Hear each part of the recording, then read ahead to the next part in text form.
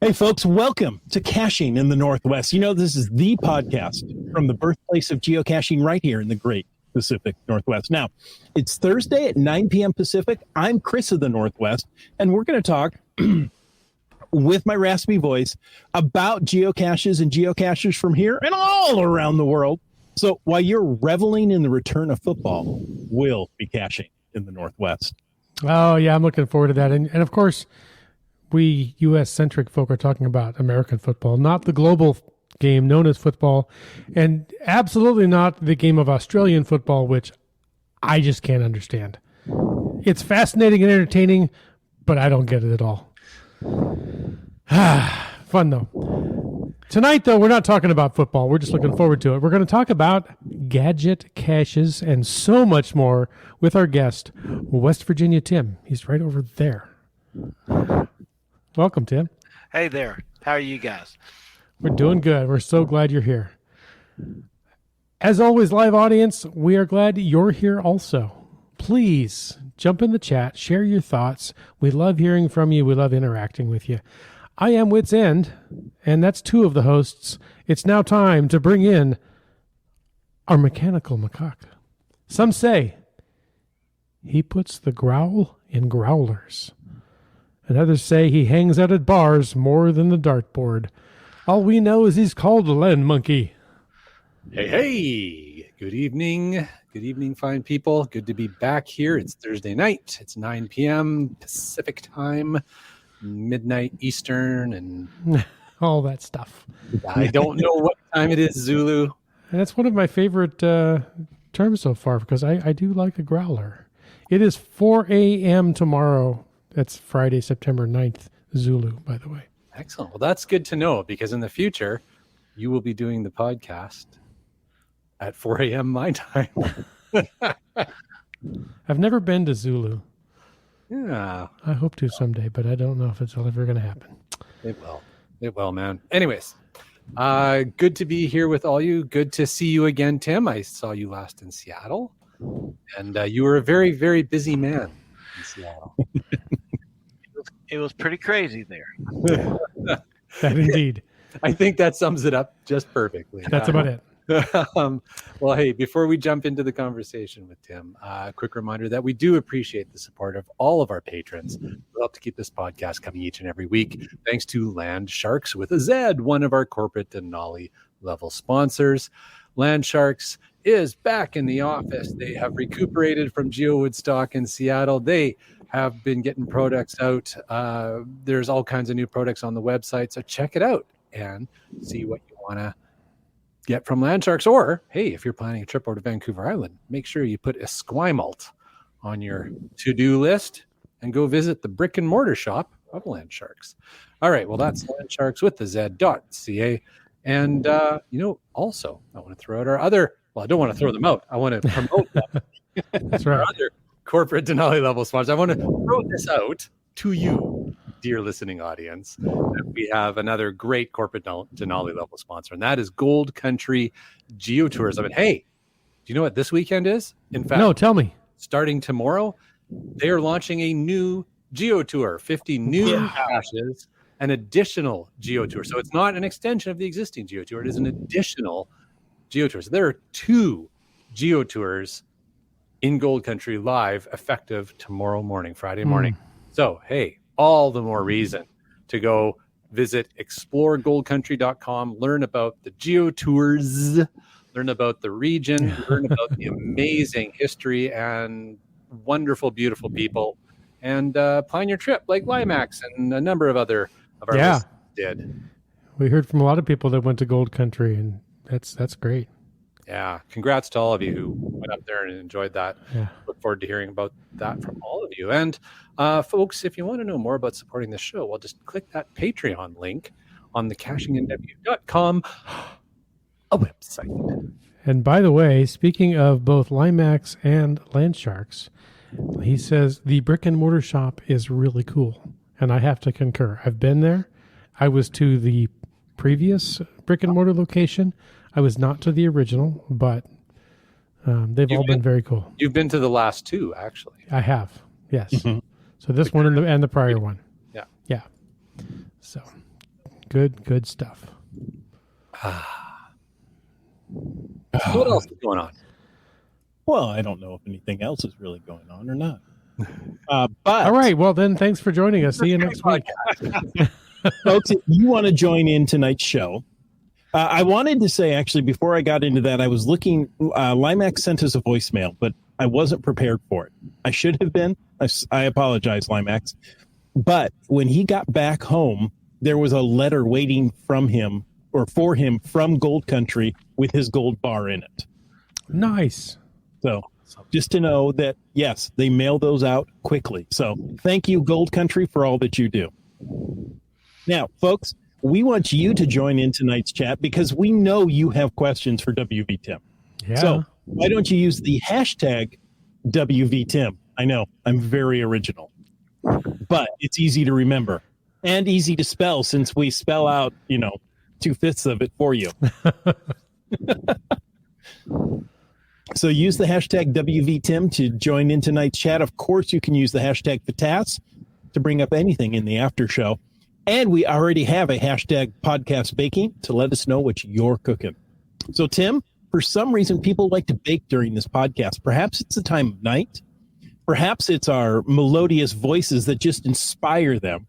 But we get a lot of bakers going on, so we have to know what they're baking when they're out there listening to us. Yeah, Monkey Cakes is baking peach kuchen. Oh, and I don't know what exactly that is, but I want some. I know exactly what that is. And yeah, we all want some. Everybody wants some. You want some too. That's right. I could write a song. Millions of peaches. Peaches for me. No? Peaches come from a can. They were put there by a man in a factory downtown. Yeah, there's if that. I had my way. That's different. That's different. It is every day. Every day.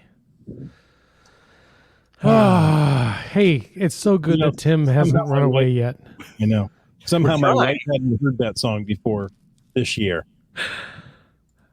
Yeah, my son and I once at the dinner table started reciting that, and my wife looked at us as if we had three eyes.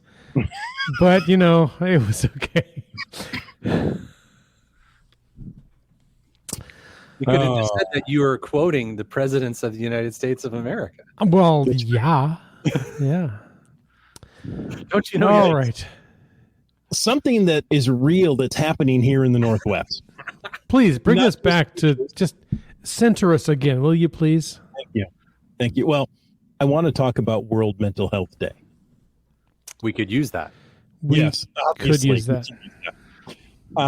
Monday, October 10th is World Mental Health Day. And as a result, the Washington State Parks have a free day. That means no Discover passes are needed.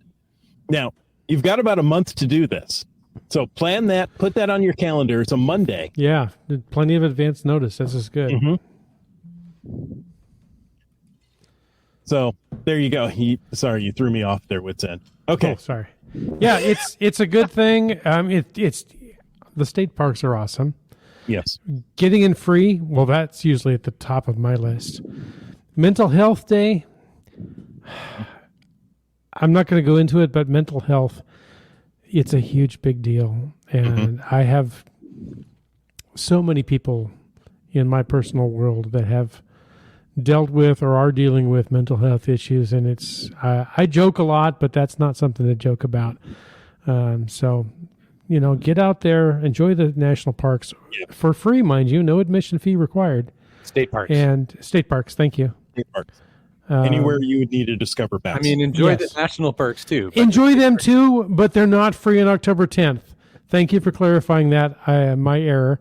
But the state parks are free in Washington State on October 10th. And yeah, by all means, mental health, huge deal. I'm curious if any other states or provinces in the Pacific Northwest do that on World Mental Health Day. That seems like a good idea. It does. Yeah, Right. I don't know, but we don't have a research department tonight except, well, the chat room, All of who them. rocks as research department. So maybe they'll let us know if they find anything. I just wanted to let you know that Limax, our Southern California or our Northern California listener, says, Yeah. I can go to Hayek for free. Please Yeah, see, come on up and go to Hayek. He knows now. He Okay, knows. That's the same day as Going Ape. No, it's not. Sorry, no. No. I'm off That's by a month. just a month. Going Ape is this weekend. I know how getting the month wrong happens. I do it all the time. There's a backstory there that I won't go into, but yes, it's next month, Land Monkey. October 10th, not September, which is, well, September. We all know it's the national month of Land Monkey's birthday. That's just, I think it's on my calendar. I tried to put it on everybody's calendar. It's somewhere vaguely in the month of September within the next 24 hours. I don't know exactly when it is. Perfect. All right. Well, have we made Tim wait long enough, or do we want to drag this out? No, you guys keep going. You're fast enough. I think I'm going to start getting up every night. I mean, every Thursday at 12 o'clock just to catch this. Well, you can't do it Thursday at 12 o'clock because for you, it's Friday at 12 o'clock. And we thank you so much for staying up late, giving us your first hour of Friday. We have not forgotten about you. We're honestly, no joke, we are so glad you're here. Please, if there's some listeners out there that aren't familiar with you, introduce yourself to us. Let our listeners know, well, as much as you're comfortable sharing about yourself and what you do and all you bring to geocaching. Well, I'm just an old retired guy. Worked nearly 30 years for Verizon and retired as a Verizon executive, and kind of. Can you hear me now? Yeah, can you? That's gone now. Now we've got now we've got the lady from Sprint, but So I'm just an old cache builder from West Virginia, just a country bumpkin, and just enjoy caching and working with our community, and it's kind of a way for me to give back because I'm so connected to the Tourism Bureau. We were sitting beside you guys, in Seattle, so we were there with our county was one of the few there, but I'm there with them, and it's my way of kind of giving back.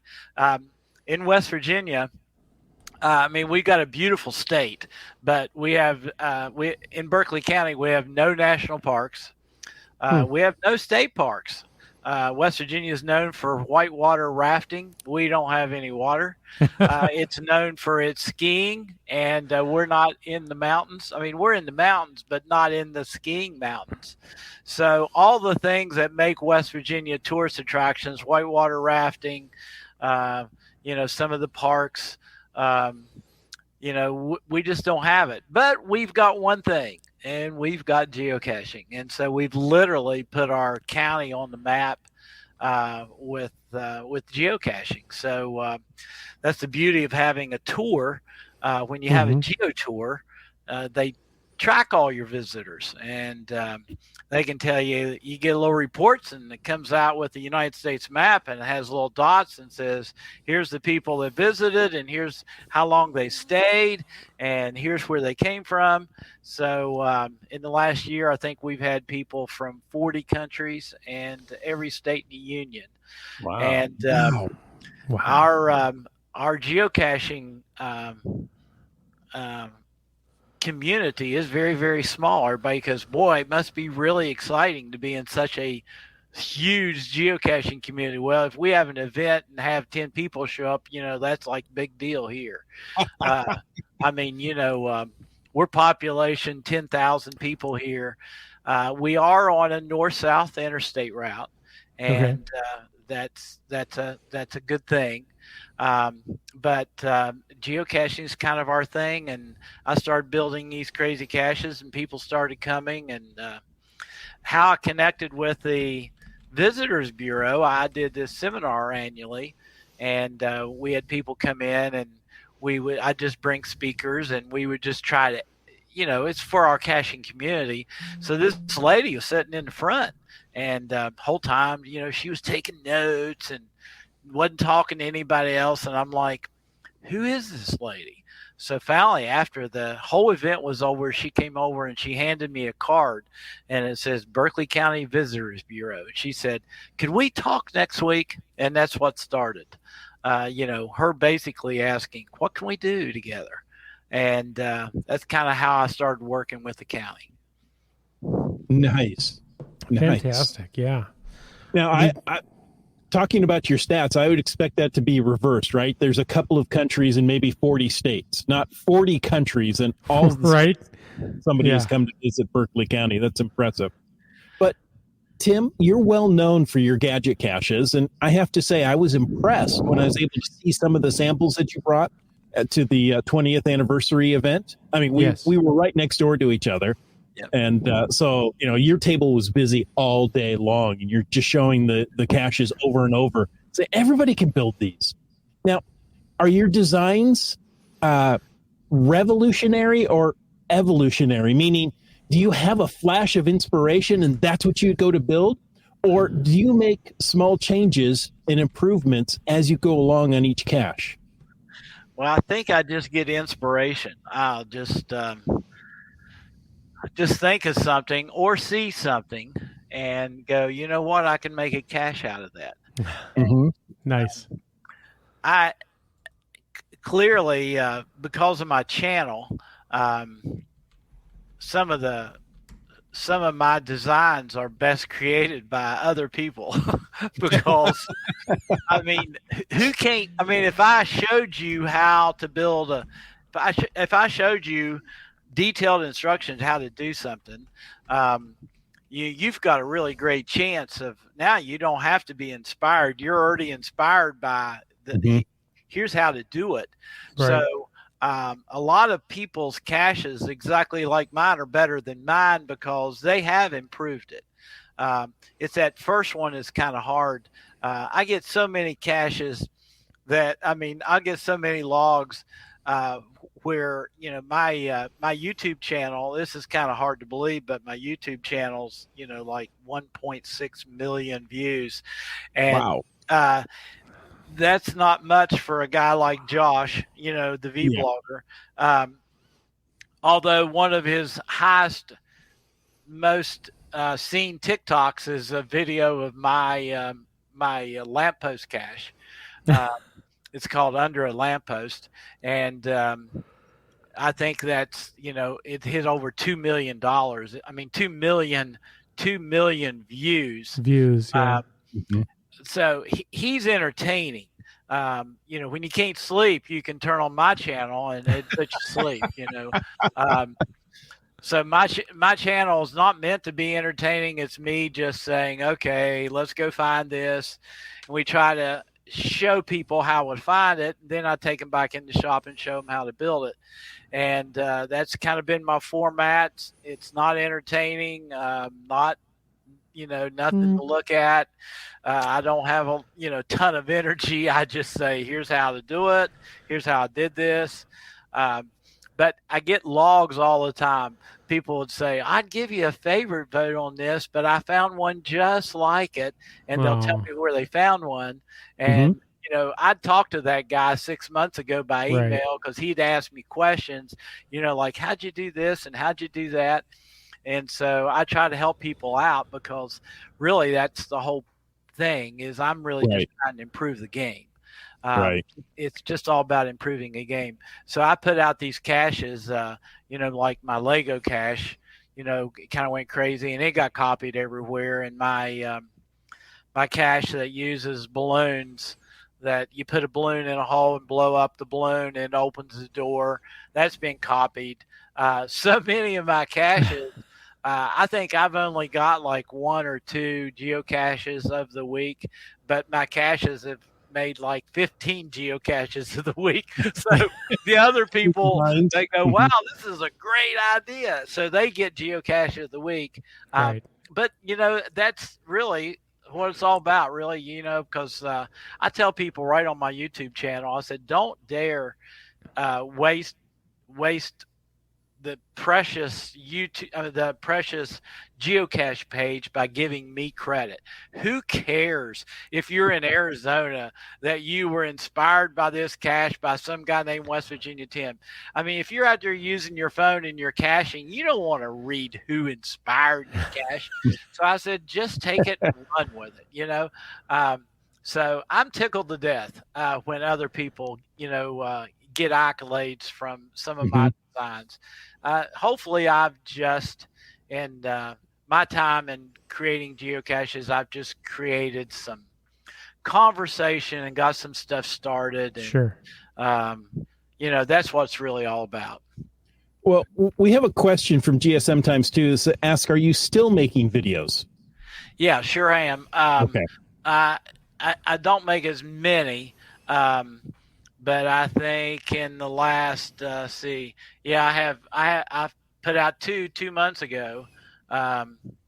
And then I was looking at my channel right here, and then one before it. So I put out 3 in the last 12 months. So I don't do a lot, but because I think I've got like 35 ideas here on mine. So if you're looking for ideas, I mean, my channel, Josh puts out 1 a week. I'm putting out 2 or 3 a year now, but I've got 35 great ideas, and and I'm still, as I come up with them, I'll still put out. If I get a really great idea, I don't put all mine out there, but if I get an idea and I go, you know what, this is easy enough. I didn't put any of my smart caches. Because the smart caches were just too complicated. I mean, it's one thing to put a smart cache in a box. It's that whole process of programming, that's silly Arduino. It's a whole nother ball of wax to do that. So I didn't do that, but so I'm still putting them out. When I come up with a great idea, I think it's easy to build, people can see it over the video, then I want to show them. Yeah. And, talking about great ideas, birdhouses, it seems to be a common theme. There were some fantastic birdhouse examples in Seattle that you brought with you there. And Bell on the Move says, how long have you been frustrating the heck out of birds with fake birdhouses? Yeah. There's some probably frustrated birds around our community here. Berkeley County, all the birds have left and they went to Seattle, I guess, because they're just tired of pecking on these things. Yeah, that's cute. That's cute. I'm sure there's some birds that have looked at that very puzzling, like, why can't I get in this thing? Do the birds get a souvenir if they gain access to the burn house? Not if they don't take the code word to the Visitors Bureau. Fair enough. Most birds can't write. They lack the opposable thumbs and many other factors. And, I guess they could sing a tune, right? Something like that, yeah. There are birdhouses, but there's a lot of other things too. But all of your gadgets, I've been so impressed. I've not been to West Virginia. I hope to go someday.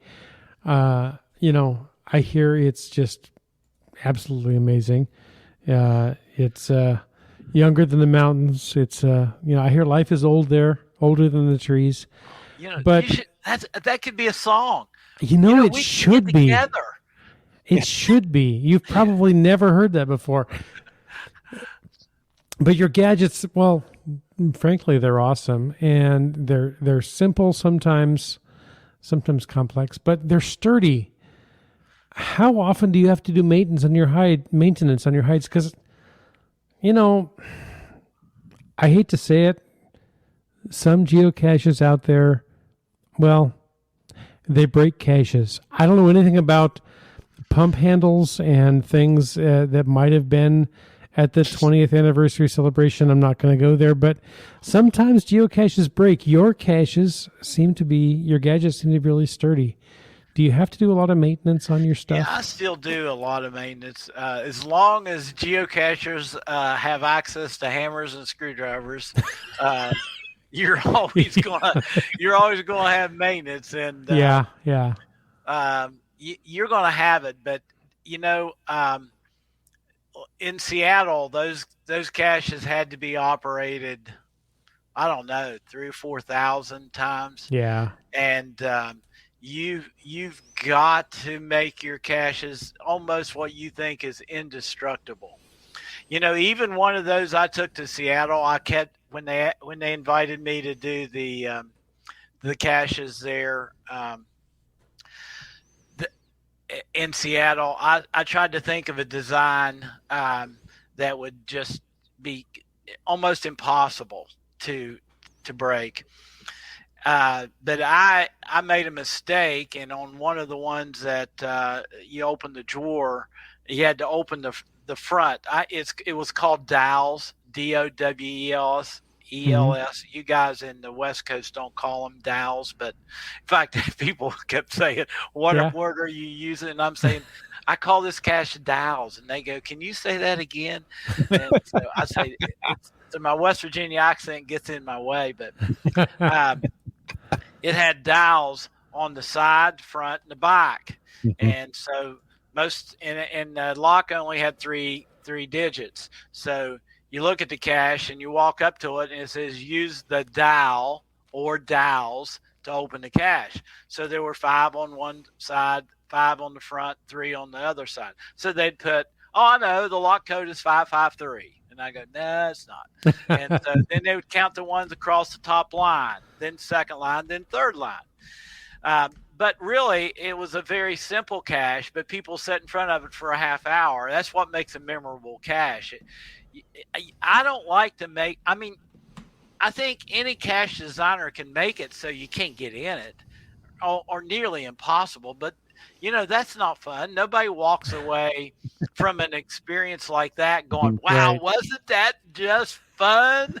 We sit out there for an hour and it was 95 degrees and, they're just pulling their hair out. So this design is so simple. There was 3 dowels on the bottom, and I have a video of it. There's 3 dowels on the bottom, and all you do is grab one of the dowels and you open the door. But when I built it, I knew in Seattle it was going to get used thousands of times. Right. I ended up buying a magnet that was just about too strong. So when you open the door, you had to kind of like pull the dowel. And then when you close it, it went, man, boy, that thing just snapped closed. You didn't want to put your fingers in there, Well, after being slapped closed probably 3,000-4,000 times because we had people backed up 50 deep, my board started cracking just with a small crack right on the front. And this was an indestructible cache, but yet after you slam it shut, just time after time after time, it eventually had a crack. Didn't break, but I ended up with a little crack in the front. And I thought, wow, I thought I had an indestructible cache. But you pretty much have to try to build a cache that is nearly indestructible. If not, You're just going to be out there doing maintenance all the time. So, Tim, on that note, about building the cache so that it lasts, there was a good question that came in from Wet Coaster here, and that is, how do you treat the wood on your caches to survive the weather? There's a lot of people now they're making this real fancy, plastic stuff that they make the furniture out of. I forget what they call it, but it's it's like a plastic polymer. It's kind of like the deck boards. But that stuff's really expensive. People use cedar, and of course cedar's great, but cedar's really expensive. I just use pine. But I find if I take my pine and I coat it with 1 or 2 coats of a real high quality primer, and then I will paint it. Now I paint it on front, back, and sides that way, because you can't just paint the front. You really need to paint the inside too, because that's what causes it. It seals it. And then I put it with a real high quality paint. You can usually leave them out there for 4 or 5 years. And the first thing, I've learned this after 10 years of doing this, the first thing that deteriorates is the top. So what I've started doing now, the 2 caches, I don't know if you noticed, but the 2 caches I had in Seattle, I now wrap with aluminum. That's ALUMIN. I mean, I can't say aluminum either. Aluminium. It's just because it's aluminum here. It's aluminium. Yeah. So, but I'll take that. Let's call it 10. So I'll take 10 and see, I can say 10.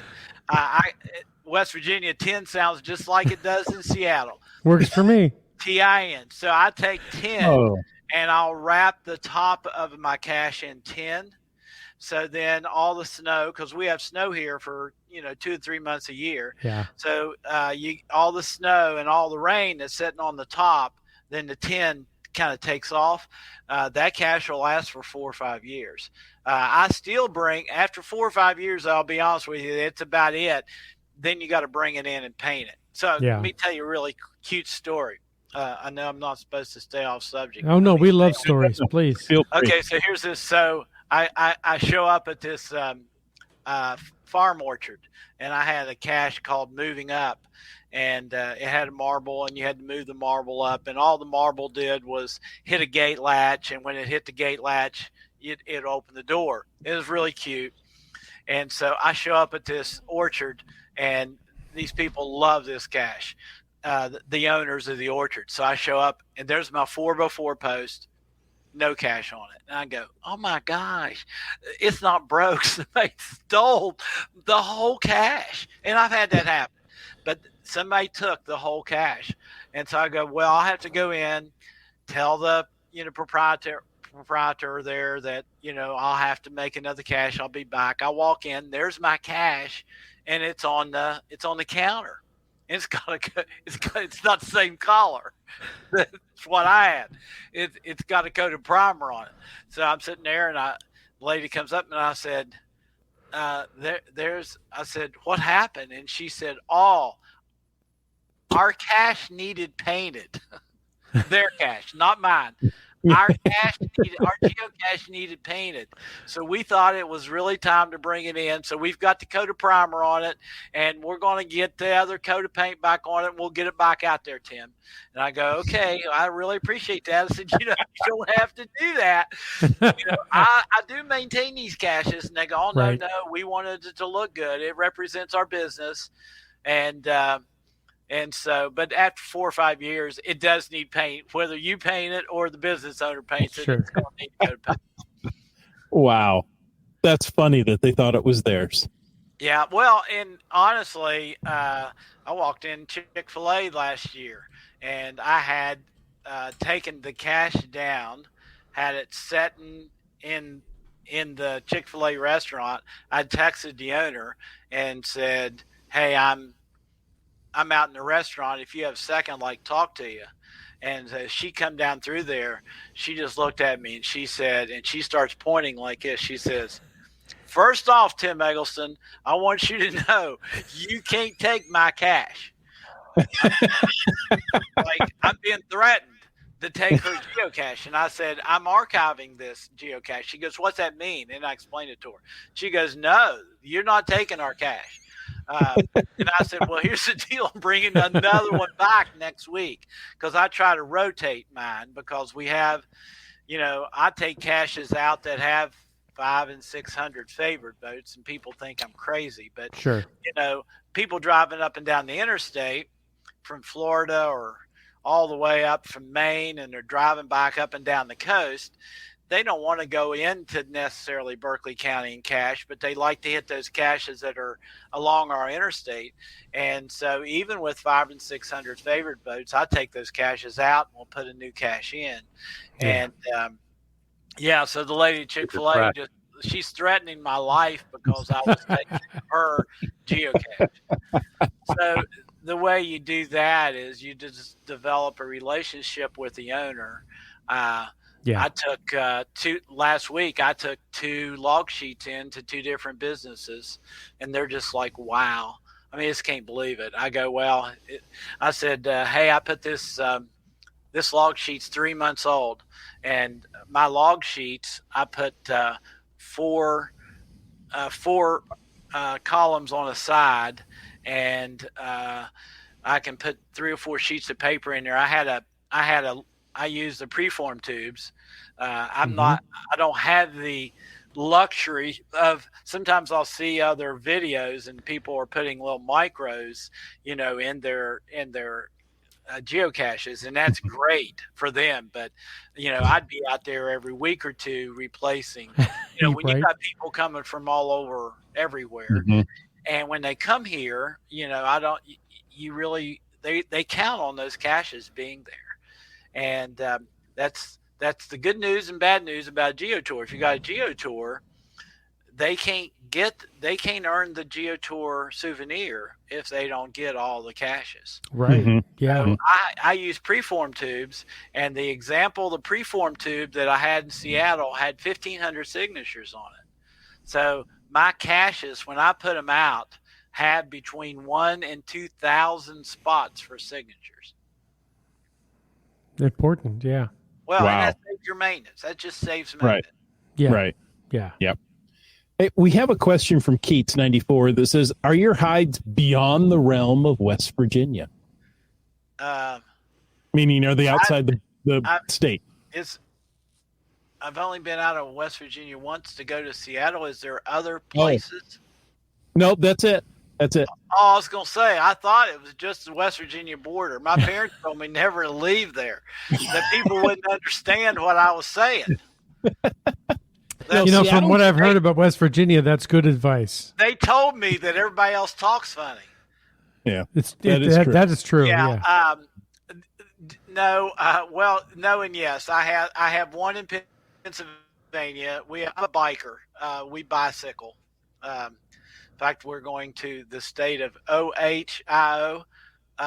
You all call it Ohio. Yeah, I call it Ohio. So I'm going to Ohio next week, and I'm biking from Columbus to Cleveland. So 200 miles. Yep.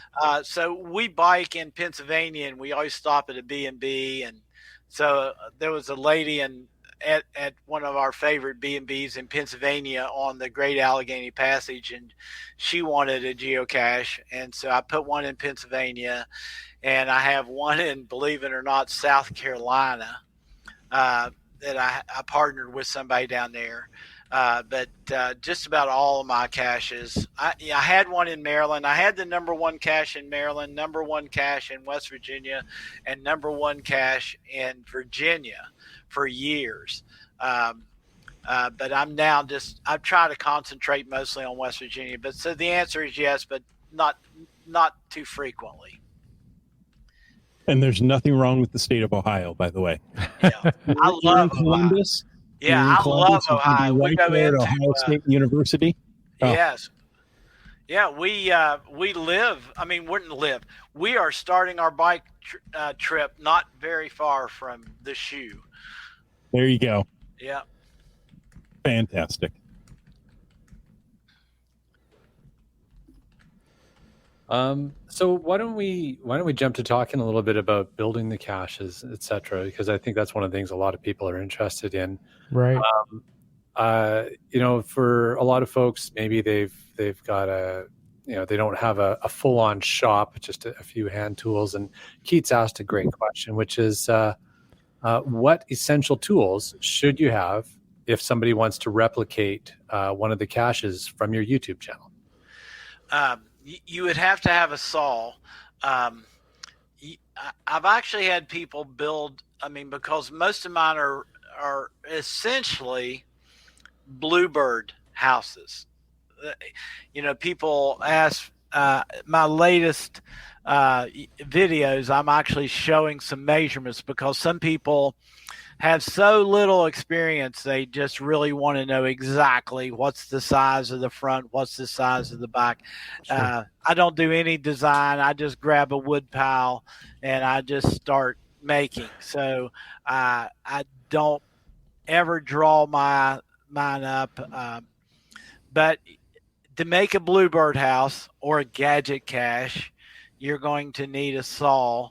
You could do it with a hand saw, but it'd be easier if you had a circular saw.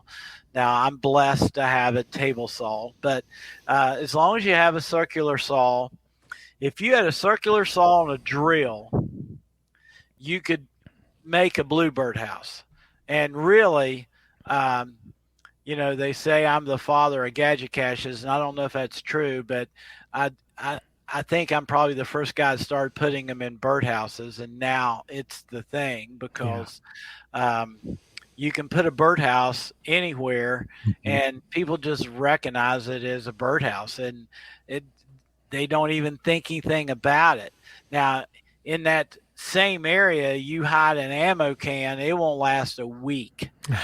But because people see somebody in a bush or somebody there, what are they doing? As soon as that, you leave, they're going to go check it out. If you're working on the birdhouse, they just think you work with the Audubon Society or something. Those Right. poor birds that are all crazy, those, I'm checking up on them.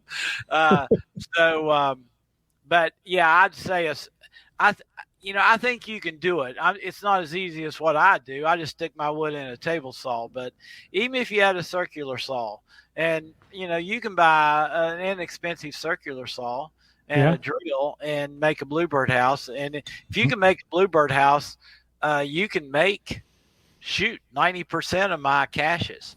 And I have caches that don't even require tools. I was just looking at my YouTube channel. There are examples on my YouTube channel. I have a cache out now that you have to spot 4 clues. Well, you open, so it's an ammo can, and it's at my church, and it says within 20 feet, and anything I say on my cache page is accurate. So I actually take a tape measure and I do a 20-foot circle, and in that 20-foot circle I hit a spider, a tractor, a lime, and a buffalo, little toy buffalo, and I just put those 4 clues. And so that's an ammo can, but it's a gadget, right? You go there, and it's really just adorable cache, and kids love it because their mom takes them. You can see a circle around this ammo can. The ammo can's got a lock on it, and it says find 4 clues that are not natural. And I'll maybe give an example on the page. And so people will look around. Well, as soon as they see the tractor, they go, well, here's a tractor. Well, then they go, now they know what they're looking for. They're looking for links. So I put some up high and some down low. It's an ammo can, but it's a great cache. I mean, it's a gadget. It's just as cute as can be. And it's a gadget cache, but it's in an ammo can. So, not all caches have to be birdhouses, although 90% of mine are. If it works, Nice. don't fix it, right? Yeah. Exactly. Fantastic. I see several people have a jigsaw or a jigsaw and a drill. So Yep. A jigsaw's work. I said circular saw, but I see that comment there. A jigsaw work fine. Yep. And you can take my ideas on my channel. Now there are some complex. The one that I have that's called rings.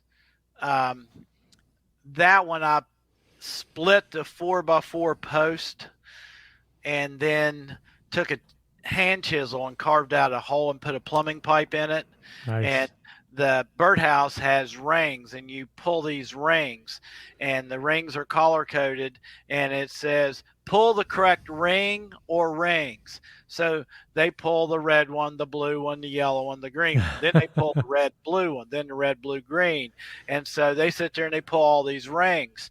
Well, people call me, and the people at the visitors center, of course, know this is at a West Virginia. This is at the northbound West Virginia Visitor Center. They know how to do it.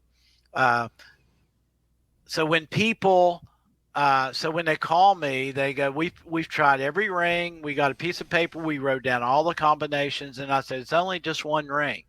Well, the one ring is on the 4x4 post at the bottom, 2 inches off the ground. And so the first hint, a lot of times people will say, don't tell me, how to solve it. Just give me a hint. Right. So on those people, I'll say, think about what I took to the location.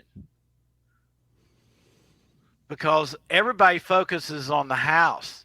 Yeah. But now I'm starting to use some ideas where I'm starting to use the 4x4 post. That's where I'm kind of expanding my portfolio. And so I expanded the portfolio to use the post. So I tell them, what did I take? And they go, well, you brought the birdhouse. And is that it? No. It's on a 4x4 post. I said, okay, call me back if you need me. And then I took that idea. Boy, I really got a cute idea. See if I have this one on my channel. Yeah, it says, watch your head. West Virginia Tim Cache falls on your head. This is on my channel.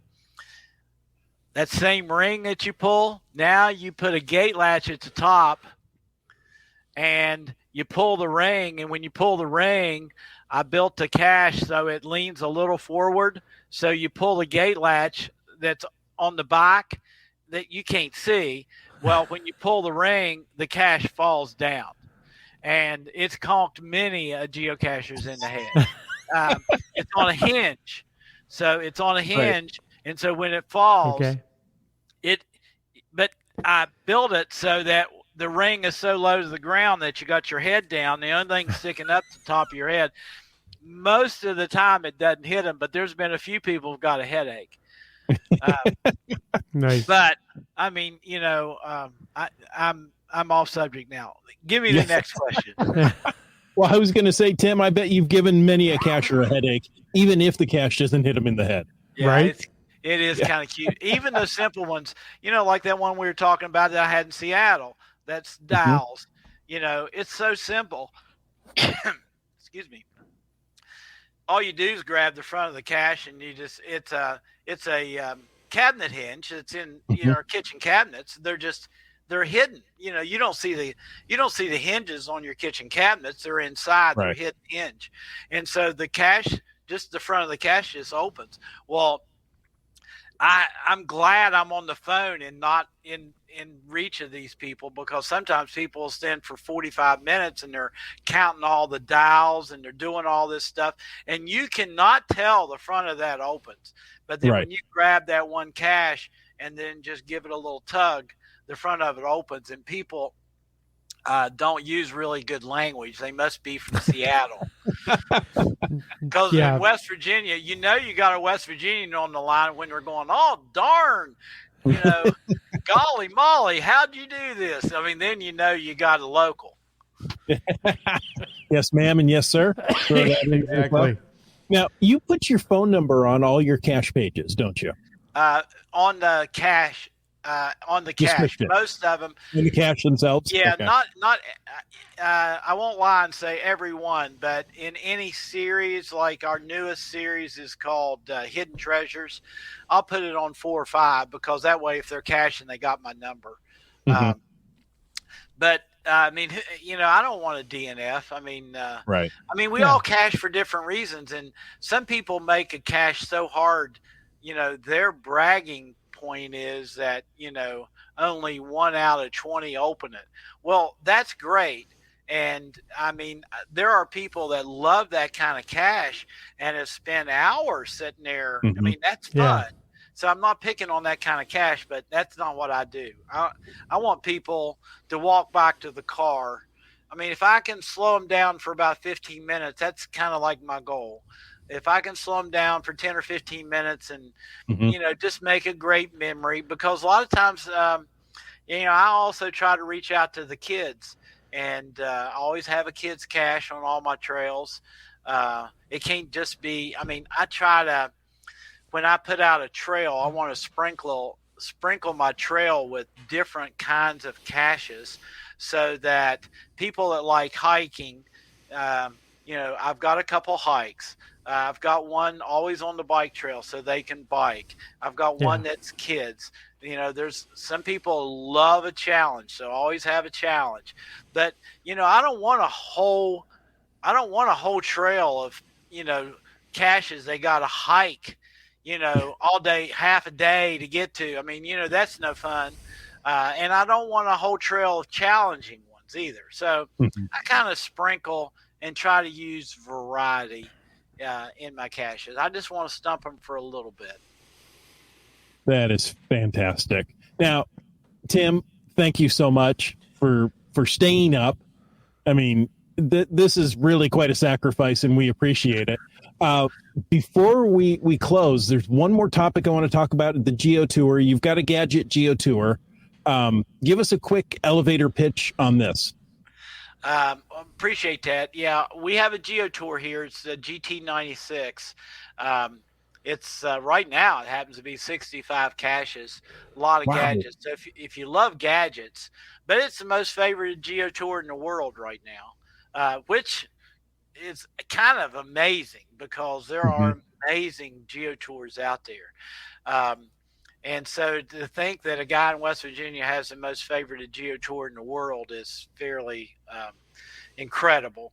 But it's just a great sampling, and we hope, if you come here, you can spend 3 or 4 days, and, if you're looking for a place to have a cache vacation, this is a great place.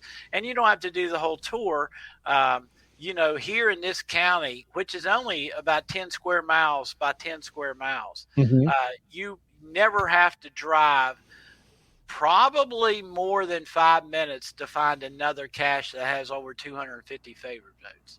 Wow. So every 5 minutes, you're going to come to another great gadget cache. So, so we love Berkeley County. Yes. Well, Tim, it was so good to meet you in person in Seattle. Thank you for taking the effort to leave West Virginia to come on out. Yeah. Well, it was cute. It was cute. I've listened to enough programs that I had my back to you, and you were speaking to someone else. And, you remember when I turned around and I go, the voice, I recognize the voice. No, I didn't recognize Land Monkey doesn't have that kind of voice, but the dulcet tones of I recognized your voice right off the bat. And you're, my caches were recognizable. Your voice was recognizable. So. Well, thank you all for what you guys do. Yeah, well, thank you for contributing. Yeah, we have voices and faces made for audio podcasts. So. Absolutely. Well, you three are three of the best looking guys I've seen in a long time. Oh, you're too kind. You're just saying that because, of the facial hair. Right. Yeah. But again, Tim, thank you so much. And listeners, thank you. We hope you enjoyed this episode of Caching in the Northwest. Absolutely. And we want to take a moment again to thank our corporate Denali level sponsors. That's landsharks.ca and Gold Country Geotourism, both our corporate Denali level sponsors. Landsharks.ca is the outdoor adventure and geocaching store.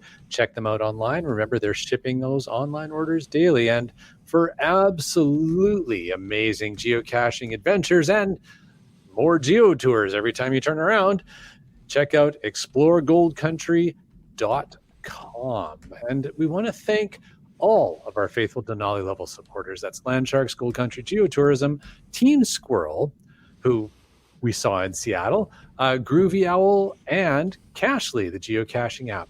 If you want to know more about supporting this podcast, well, click that Patreon link on the cachingw.com website. Just like Flagman did. And you talks to rocks. Kitty Quest. Our favorite kitchen appliance, the LG 9000. J-Car. Donners. How about Antaeus? How about Logwork? Korsgat. And Acrodoc. GeoNav Pro. Fairwood West. And you, Dak. Sprouter. Ari, 5, 4, 3, 2, 1. Wet Coaster. Seebeck Tribe. Trexer. Kev MacD. Team Noltex. Guy Hawker. B Pendragon. CRS 98. Subway Mark. Just finding our way. Broncos fan for life. The Tick Meganet. Kid Vegas 19. Sege Hove. Green Words. Kennel Barb. Genies. Limax. GSM times 2.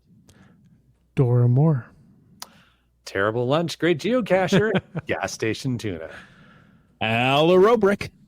MC3 Cats. Boomer 365. We have a rose along with 3 hams. Oh, yeah. Peach of Washington. Nerve. Camp Clan. And rounding it out, Keats 94. Nice.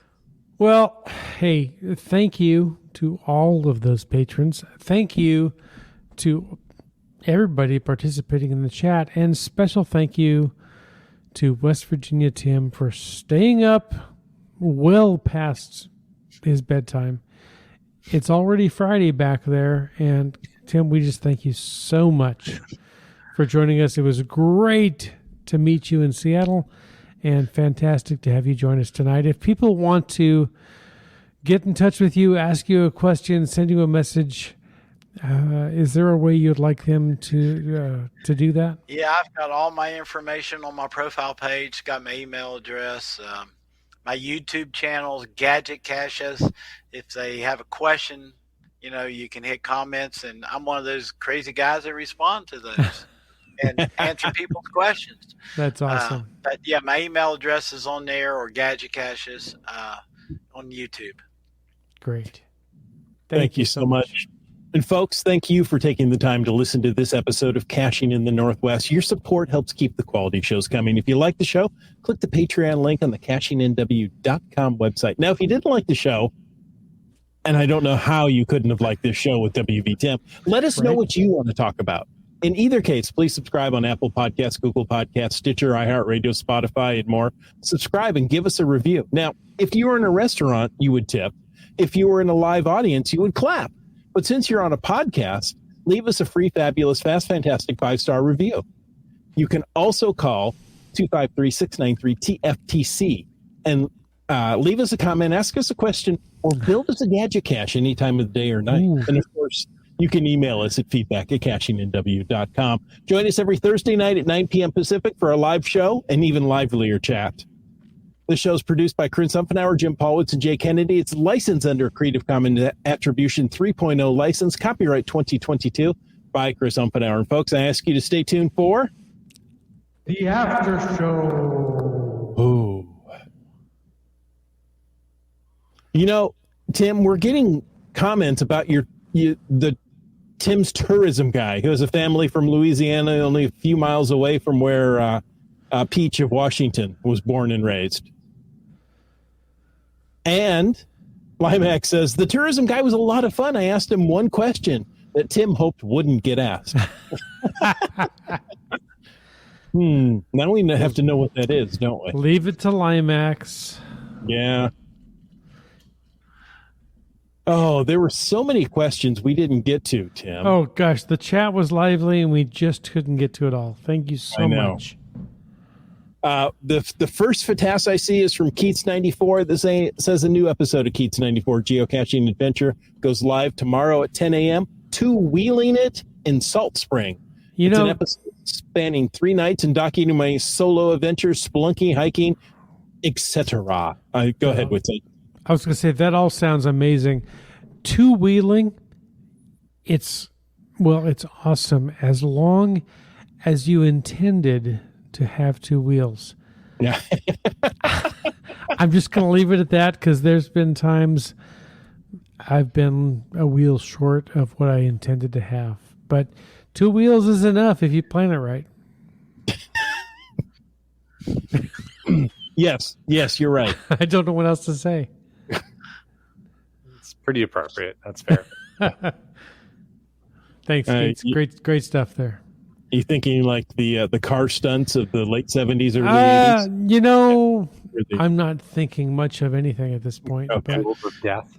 Hey, you should join me next week. I'm going to go from Columbus to Cleveland on 2 wheels. Yeah. I like that. Intentionally? I have my endorsement. I could join you if I had the time and the money. No, I think they're you don't need bicycle. an endorsement to pedal a bike. Oh, that kind of okay. Yeah, I have the endorsement to twist my wrist. Oh, no. But I also do the manual pedal thing. Yeah. Mm-hmm. Nice. Well, you should come back here, Tim, because they do the Seattle to Portland. We call it the STP Yeah. every How year. far is it? What is it? 200 miles? It's a couple of days. It's a little short of that, but I think, it's very close. Yeah. Okay. know And it's I about always 2 think, hours if driving. if that's why God invented cars. Just saying. Yeah, I used to say the same thing before I started biking. People would say, well, they biked 100 miles, and I'd go, why was, your car broke or you had to get to work? And now we do it for pleasure. Exactly. So they did it in July, and it's just over 200 miles through Oh, Western okay. Washington. Okay. Okay. Yeah, it's a great ride. Yeah. And you can do it in a 1 or 2 day event. You got to be in shape to do it in a 1 day event. Yeah, you do. I'm in Or in- shape, but not the shape to do that ride. That you got to be in a more aerodynamic shape. Yes. Yeah. Not the shape I'm in. Yeah, Round is in shape. our group everyone in our group bikes our age every year. Oh, And nice. I just had a knee replacement, and I'm now 71. So I haven't biked my age yet this year. So it's kind of over me, and I've got to do it, but I've still got time. But that's a difficult ride now to have to bike your age. But you only feel 35, so that's all you're going to do. I should just, that's not hard. That's not hard. When you say bike your age, you mean how many minutes it takes you, or how many miles? Miles. Miles. Okay. I'm 71, so that means I have to bike 71 miles. So Okay. I've biked my age ever since I've been biking, of course. Nice. But now That's it's impressive. getting harder and harder. Yeah. I could bike my age if I was 8? still in middle school. Yeah. That's why we go to Ohio, because it's flat. It's flat. Yeah. In Ohio, you don't carry a map in your car. You just carry a brick. So if you get lost, you put the brick on the ground and you step up on it and you look around and you figure where you are. Yeah. And then you are. Yeah. Yeah, exactly. I used to live in Ohio, Tim, and my dad took me. I don't think he intentionally took me there, but we drove past the highest spot in the state of Ohio, and you're like, wait, that's it? I mean, I don't even think we went uphill to get there. Yeah. I want to say it was like 479 feet. Well, isn't it just an overpass that they dug out to Well, make manually that height? Or see, I always said, when I grew up in Ohio, the highest place I knew was an overpass. That's where I Right. would sled from, right? Yeah. In the winter. Yeah. So, but that's me. IHAM says you should switch to metric. Yeah, Oh. I saw that. There you go. Yeah. And Limax says the same thing. Biking your age would be easier in Canada Yeah. Sure. because then you only have to do 71 kilometers. Yeah, I like that's I kind of like that. That I might just be switching this year. I saw that. I was grinning. I'm reading the comments and I'm thinking, boy, I like that idea. It's a good time to learn the metric system, isn't it? Yes, it is.